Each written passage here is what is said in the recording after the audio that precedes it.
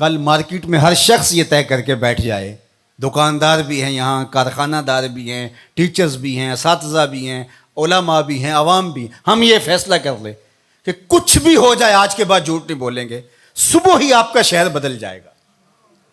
انقلاب لانے کے لیے کوئی کہیں سے کوئی فلسفہ لانا پڑے گا جس کو پھر عملی طور پہ تنفیذ کے لیے اس کے لیے کوئی سیمینار کرنے پڑیں گے۔ حضور نے فرمایا کہ جھوٹ نہیں بولنا، یہ طے کر لیں تمہارا معاشرہ تبدیل ہو جائے گا۔ تم طے کر لو ہم اوروں کے لیے جئیں گے، صرف اپنے لیے نہیں۔ تو پھر کوئی کسی سے دھوکہ کیسے کر سکتا ہے؟ کوئی کسی سے فراڈ کیسے کر سکتا ہے؟ کسی کو نقصان کیسے پہنچا سکتا ہے؟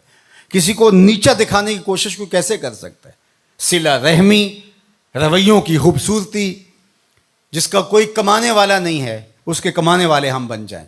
تو صرف ہم یہ طے کر لیں تو ہمارا پورا شہر بدل جائے، ملک بدل جائے، پوری کائنات بدل جائے، لیکن آنا ہوگا محمد عربی کے قدموں تلے، حضور کی چوکھٹ پہ آنا ہوگا۔ دوسروں کے لیے جینا سیکھیں، سچائی کو شعار بنائیں، کسی سے دھوکہ نہیں کریں، اپنے اندر اتر کر کے اللہ کو ہم نے جواب دہ ہونا ہے، لوگوں کا خیال رکھیں، لحاظ رکھیں، ایک اچھی برادری تشکیل پاتی جائے گی۔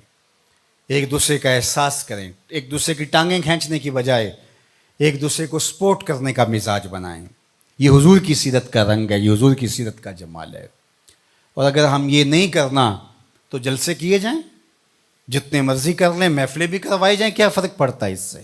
تلذذ ہے کانوں کا، سنا، لذت لی، چلے گئے، اگلے ماہ پھر دوبارہ ایک محفل بپا کر لی، لذت لی، چلے گئے، سال بعد پھر جشن بپا ہوا، لذت لی، چلے گئے، ساری زندگی بھی گزار دیں گے، کچھ بھی نہیں ہوگا۔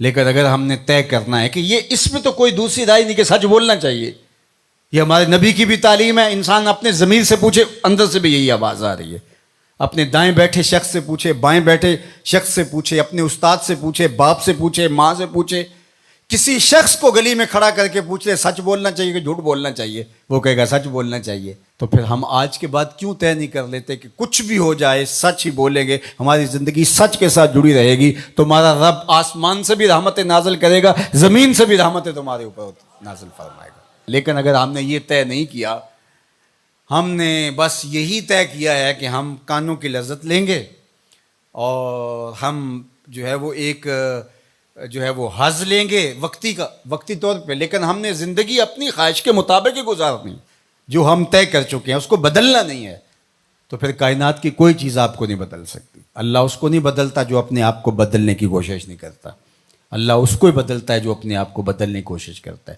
وہ فرماتا ہے میری طرف اگر کوئی ایک قدم چل کے آئے میں 70 قدم آتا ہوں، اور میری طرف اگر کوئی چل کے آ جائے اتیتہ ہر والا، میری رحمتیں دوڑ کے اس کا استقبال کرتی ہیں۔